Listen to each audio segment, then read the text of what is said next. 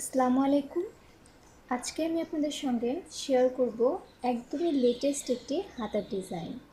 এই হাতাটিকে অনেকে প্লাজো হাতাও বলে থাকে, বাট এটির অ্যাকচুয়াল নাম হচ্ছে আমব্রেলা হাতা বা সার্কেল হাতা। তো এই হাতাটি কিন্তু এখনকার সময়ে অনেক বেশি ফ্যাশনেবল। আপনারা কিন্তু টপসের সঙ্গে এরকম একটি হাতা পরতে পারেন। তো আমি এখানে টোটাল দুটি হাতা তৈরি করার জন্য হাফ গজ পরিমাণ কাপড় নিয়েছি।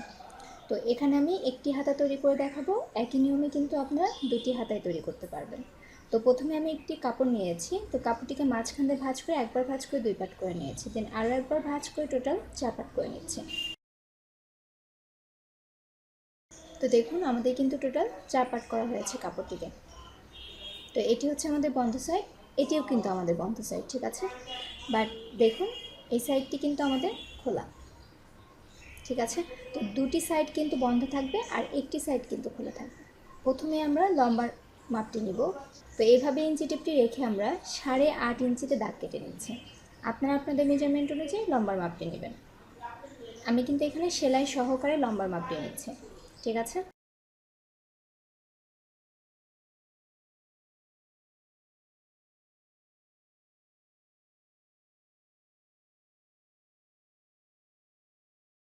এখন আমরা দাগ অনুযায়ী কাটিং করে নিব।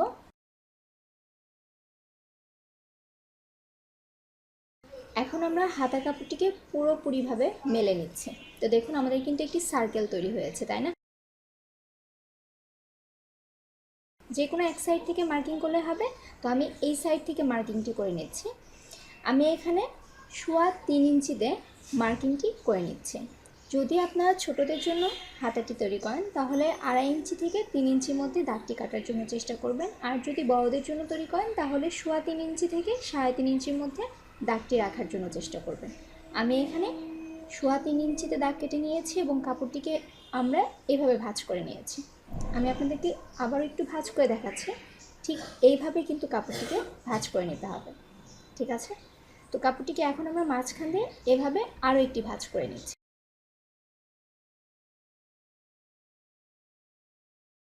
তো ভালোভাবে কিন্তু ভাঁজটি করতে হবে। এখন আমরা হাতার কাপড়টিকে এভাবে সরিয়ে রাখবো। সরিয়ে রেখে আমাদের কিন্তু প্রথমে একটি জামা তৈরি করে নিতে হবে। তো জামার সাইড থেকে কিন্তু আমাদের ফিটিং করে নিতে হবে। তো ফিটিং করার পর দেখুন এটি হচ্ছে আমাদের আর্মহোলের সাইড, তাই না। আর্মহোলের সাইডটিকে এভাবে আমরা এখন ইঞ্চি টেপ দিয়ে মেপে নিব, যে মেপে দেখবো যে আমাদের কতটুকু আর্মহোলের সাইডে রয়েছে।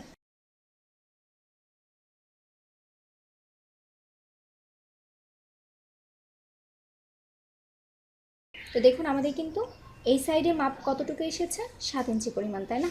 তাহলে ডাবল করতে হবে এর, তাহলে পুরো রাউন্ডের মাপ কত হবে, 14 ইঞ্চি পরিমাণ, তাই না। এখন আমরা এখানে মার্কিং করে নিব। তো 14 4 ভাগের 1 ভাগ নিতে হবে। তো 14 4 ভাগের 1 ভাগ হচ্ছে 3.5 ইঞ্চি পরিমাণ। তো 3.5 ইঞ্চিতে আমি দাগ কেটে নিয়েছি এবং তো এখান থেকে আমরা ইঞ্চি টেপটিকে এভাবে ধরবো, ধরে দেখবো যে কতটুকু হয়েছে। তো দেখুন এখানেও কিন্তু আমাদের 2.5 ইঞ্চি পরিমাণ হয়েছে এবং এই কর্নার থেকেও কিন্তু আমাদের 2.5 ইঞ্চি পরিমাণ হতে হবে এবং এইভাবে একটি আমরা রাউন্ড শেপ করে দিব। তো দেখুন এভাবে আমি একটি রাউন্ড শেপ করে দিয়েছি, আর এই দাগটি কিন্তু অবশ্যই দিতে হবে।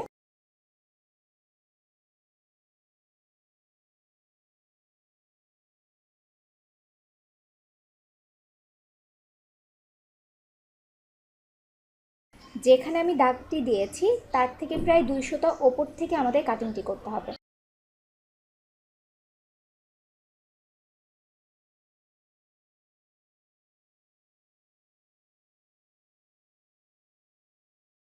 এখন আমরা হাতার কাপড়টিকে এইভাবে মেলে নিব। তো দেখুন এই সাইডটি কিন্তু বন্ধ, তাই না। অপর সাইডেও কিন্তু আমাদের বন্ধ রয়েছে। তো এই সাইড থেকে আমি একটি, তো এই সাইড থেকে আমি ছোট্ট একটি কাট বসিয়ে নিয়েছি। বেশি বড় কাট কিন্তু দেওয়া যাবে না এবং চক দিয়ে খুব ভালোভাবে মার্কিং করে নিচ্ছি।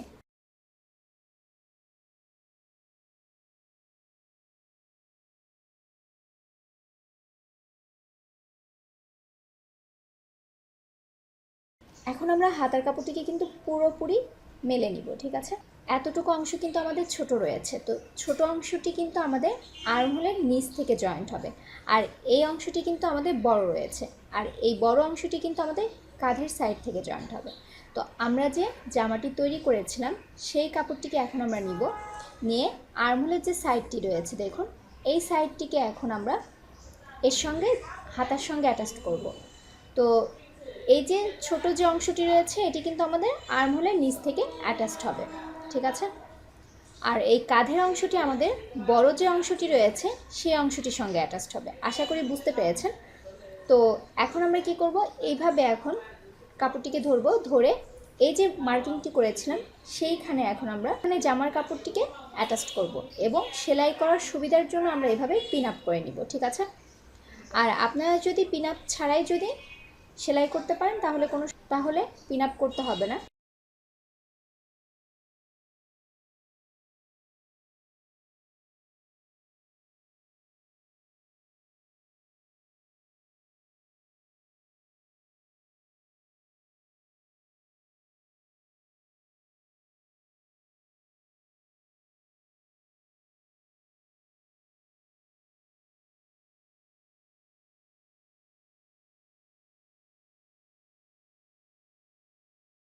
তো দেখুন এক সাইডে কিন্তু আমাদের পিন আপ করা কমপ্লিট, ঠিক আছে। তো এই যে পার্টটি রয়েছে এই পার্টটিকে আমরা এইভাবে উল্টিয়ে দিব, উল্টিয়ে দিয়ে এই অংশে এখন আমরা পিন আপ করে নেব।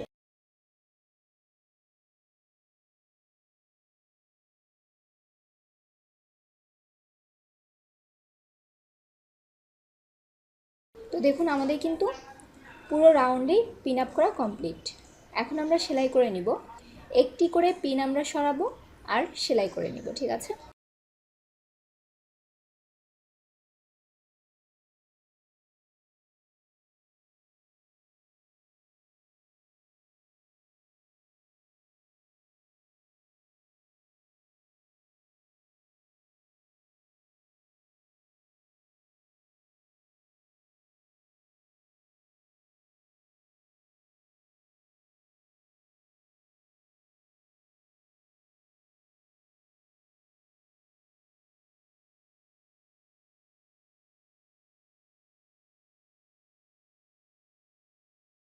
পুরো রাউন্ডে কিন্তু আমরা এখন সেলাইটি করে নিব।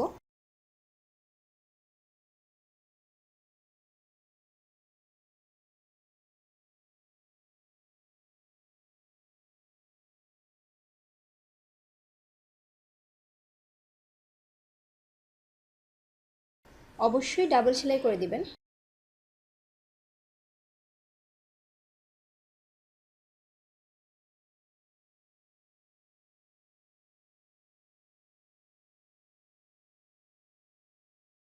দেখুন আমাদের কিন্তু হাতাটি জামার সঙ্গে অ্যাটাচ করা কমপ্লিট হয়ে গিয়েছে, ঠিক আছে। তো একটি জিনিস খেয়াল করে দেখুন, আমরা যখন কাটিং করেছিলাম তখন কিন্তু একটি পার্ট ছোট ছিল আর একটি পার্ট কিন্তু বড় ছিল, বাট সেলাই করার পরে কিন্তু দুটি পার্টই সমান হয়ে যাবে, ঠিক আছে। এখন আমরা কি করব, নিচে যে ঘেরের অংশটি রয়েছে পুরো রাউন্ডে এখন আমরা কাপড়টিকে উল্টো সাইডে রাখবো, উল্টো সাইডে রেখে দুইবার কাপড়টিকে ভাঁজ করে তার উপরে সেলাই বসিয়ে দিব। আর এখানে কিন্তু চিকন করে সেলাইটি করার জন্য চেষ্টা করবেন, তাহলে দেখতে সুন্দর লাগবে। আপনারা চাইলে পিকও করে নিতে পারেন। শুধুমাত্র দুইবার কাপড়টিকে ভাঁজ করে পুরো রাউন্ডে সেলাই করে দিচ্ছে।